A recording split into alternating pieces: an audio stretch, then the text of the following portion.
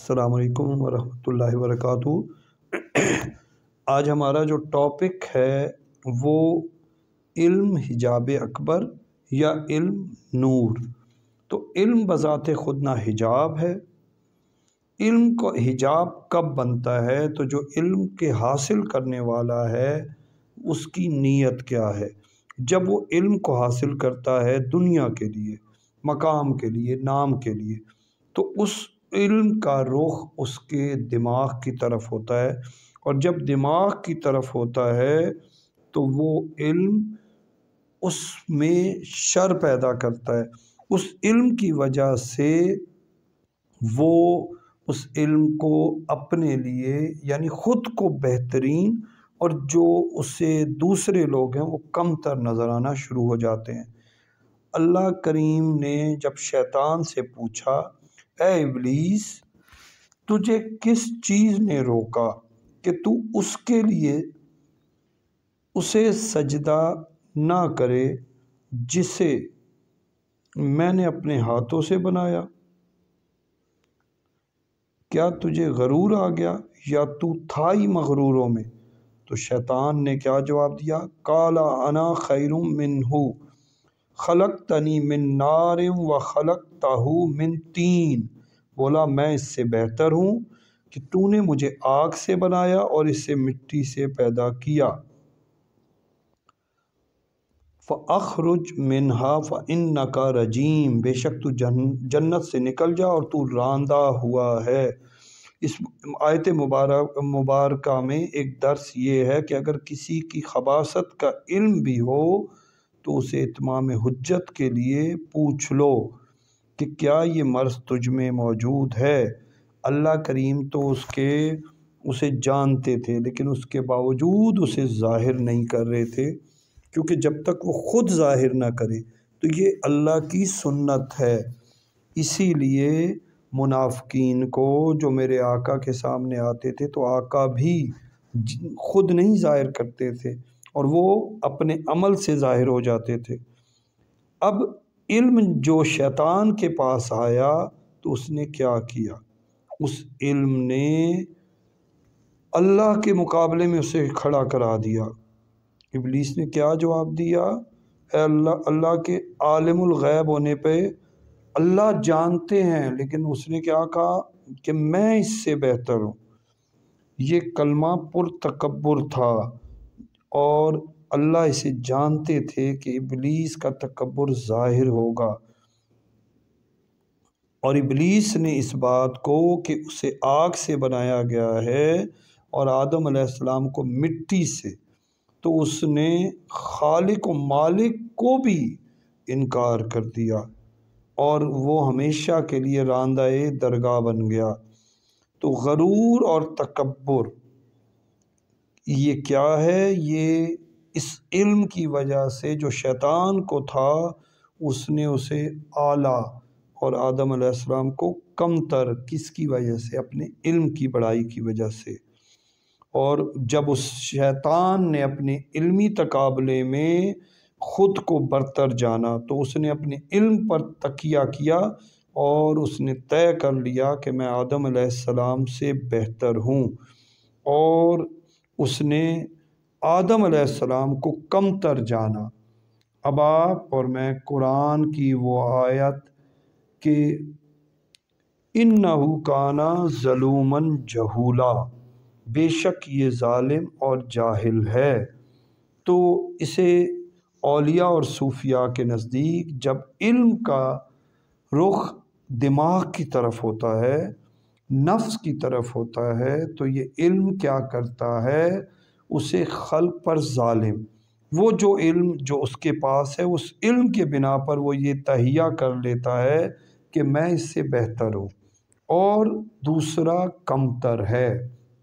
اب اس علم نے اسے کیا کر دیا؟ اس علم نے اسے ظالم بنایا خلق پر، کیونکہ جو خلق ہے وہ خالق کی ہے۔ اب خالق کی خلق کو جب وہ کمتر سمجھتا ہے تو پھر اس پہ ظلم کرتا ہے۔ اب جب خلق پر ظلم کرتا ہے یعنی اب خلق خالق کی ہے، فیصلہ کرنے کا اختیار کون بہتر اور کون کمتر یہ اللہ کریم کا ہے۔ تو جو ہی اس نفس کے علم نے شیطان پر غلبہ کیا تو اس نے اللہ کے بنائے ہوئے پر اعتراض کر دیا، اور یہی علم جب نفس پہ جاتا ہے تو کیا کرتا ہے؟ یہ علم خلق کو کمتر محسوس کمتر جانتا ہے۔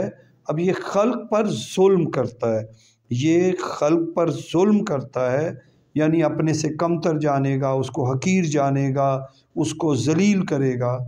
اب یہ خلق خالق کی ہے، تو جو علم مجھے خلق کو جس علم کی بنا پر خلق میری نظر میں کمتر ہو گئی، تو خلق خالق کی ہے۔ اب میں اس علم نے مجھ پہ کیا کیا؟ حجاب پردے کو، جیسے عورت اپنے چہرے کو چھپاتی ہے وہ حجاب میں ہو جاتی ہے، اب اس علم نے کیا کیا؟ مجھ پہ حجاب ڈال دیا۔ اور اس خلق کو جو خالق کی ہے، دیکھیے فیصلہ اللہ نے کرنا ہے، کون بہتر کون کمتر۔ تو اس علم کے حجاب نے مجھ پر غلبہ کیا، اور اس علم نے مجھے کیا کرا دیا؟ خلق پر ظالم۔ اب جب خلق پر ظالم ہوا تو خالق سے جاہل ہو گیا۔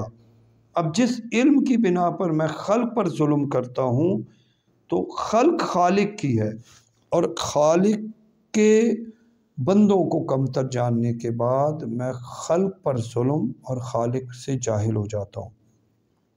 تو یہ تو ہوا پہلا کہ میں نے جب خلق کو کمتر جانا، اور اس کو جسے میں کمتر ہی جانتا ہوں تو اس کو سزا دیتا ہوں، اس کو ذلیل کرتا ہوں۔ یہ سب کس کی وجہ سے ہوا؟ ابلیس صاحب علم ہونے کے باوجود اپنے غرور و تکبر کی وجہ سے گمراہ ہوا، جبکہ حضرت آدم علیہ السلام اپنی عاجزی اور انکساری کی وجہ سے مقام پر برقرار رہے۔ اپنی کم علمی کا ہم ہر دم اقرار کریں اور اپنے علم کو عطائے خداوندی جانیں، اور اسی کے ذریعے ہمیں کامیابی ملے گی۔ حضرت داتا گنج بخش علی حجویری رحمۃ اللہ علیہ فرماتے ہیں، علم کی اصل یہ ہے کہ تم اتنا علم حاصل کرو کہ بالآخر تم یہ جان لو کہ تم کچھ نہیں جانتے۔ یعنی جس علم سے اپنی کم علمی کا احساس پیدا ہو اور انسان میں عجز و انکساری کا پیکر بن جائے، وہ علم نور ہے۔ جس علم کی وجہ سے مجھ میں عاجزی اور انکساری آ جائے تو وہ علم نور بن جاتا ہے، اور جو علم مجھ میں تکبر پیدا کرے تو وہ علم حجاب اکبر بن جاتا ہے۔ صوفیاء اور اولیاء نے اس علم سے منع کیا۔ یہ جو بابا بلے شاہ فرماتے ہیں، علم و بس کریوں یار، بعض لوگ اس کو غلط لیتے ہیں۔ صوفی کبھی بھی علم کا مخالف نہیں ہوتا، علم وہ جو حجاب بن جائے اس کا مخالف ہوتا ہے۔ اور جب علم کا رخ قلب کی طرف ہوگا تو علم نور بن جائے گا۔ اب قلب میں جب اترتا ہے تو علم اسے احساس دلاتا ہے کہ تو اس خلق میں سب سے کمتر ہے، تو اپنی حیت کو دیکھ، اپنی بناوٹ کو دیکھ۔ تو وہ جب اپنی آپ کو جانتا ہے تو پھر وہ اپنے کمتر ہونے پہ، اپنی سابقہ زندگی پہ، میں نے تو وہ گناہ کیے جس کی وجہ سے مجھ پہ تو عذاب ہو جاتا، لیکن اللہ نے مجھ پہ کرم کیا اور مجھے اس زندگی سے نکالا۔ اور تمام صوفیاء کرام نے علم کے حاصل اور تگ و دو پہ ہمیشہ توجہ دی ہے۔ میرے آقا کریم صلی اللہ علیہ وسلم نے علم کو حاصل کرو یہاں تک کہ تمہیں چین جانا پڑے۔ تو یہ علم کی نفی نہیں ہے، وہ علم جو مجھے خود کو برتر بنا دے۔ اور علم جب نورانی بنتا ہے تو علم کا نور میرے دل میں اترتا ہے تو میں نفس پر ظلم کرتا ہوں۔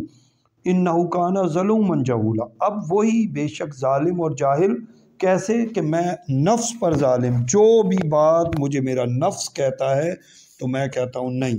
اب وہ صوفی نفس پر ظالم ہو جاتا ہے اور اس کو جو نفس کہتا ہے اس کی نفی کرتا ہے، اور اس نفس کی نفی کے بدلے وہ خلق سے جاہل ہو جاتا ہے۔ اب وہ یہ یقین کر لیتا ہے کہ جو بھی ہوگا خالق کی طرف سے ہوگا، وہ خلق کی دیے ہوئے نقصانات پہ یقین نہیں رکھتا۔ اسے پتہ ہے کہ جو ہونا ہے میرے رب کے حکم سے ہونا ہے، اور علم جب نور بن جاتا ہے تو اس کے جو فائدے ہوتے ہیں وہ اس صوفی پر سب سے بڑھ کر ادمیت اصلی پر نظر، یعنی وہ اپنی اصل پر نظر رکھتا ہے، اور وہ جانتا ہے کہ میں خود کچھ نہیں ہوں، یعنی میں عدم سے آیا اور عدم میں جاؤں گا، جسے یہ پتہ ہے کہ کل ماضی میں وہ کچھ نہیں تھا اور مستقبل میں بھی کچھ نہیں ہوگا، تو وہ اپنی نفی کرتا ہے۔ اس کے بعد اس علم کا نور اسے بے ارادہ جینا سکھا دیتا ہے، یعنی وہ اپنے ارادے کو حق کے ارادے پر ختم کر دیتا ہے، اس کی اپنی مرضی ہی نہیں ہوتی، اور وہ یہ جان جاتا ہے کہ اس کے کامیابی کا راستہ آقا کریم صلی اللہ علیہ وآلہ وسلم کی اتباع میں ہے۔ قُلْ إِن كُنتُمْ تُحِبُّونَ اللَّهَ فَاتَّبِعُونِی، اور ایک اور جگہ وَمَن يُطِعِ الرَّسُولَ فَقَدْ أَطَاعَ اللَّهَ۔ تو جس نے اب جو علم کا نور ہے اس کو اطاعت سکھاتا ہے، وہ سرکشی چھوڑ دیتا ہے۔ وہی علم جب نار بنا تھا، حجاب بنا تھا، تو وہ دوسروں کو کم تر جانتا تھا۔ اب علم جب نور بنا تو اس نور نے کیا کرایا؟ اس نے اس کو اتباع سکھا دی۔ اور چوتھی جو خوبی اس سالک کو، فقیر کو، جس کو علم نور ملتا ہے، وہ اب حقدار کا حق ادا کرنے میں کوئی کوتاہی نہیں کرتا، جس کا جو حق ہے ادا کرتا ہے۔ اللہ کریم مجھے اور آپ کو حقیقی معنوں میں علم کا نور عطا کرے اور علم کے حجاب سے بچائے۔ اللہ پاک مجھ پہ اور آپ سے راضی ہوں۔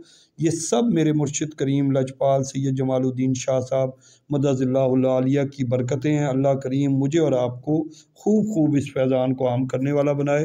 السلام علیکم ورحمۃ اللہ وبرکاتہ۔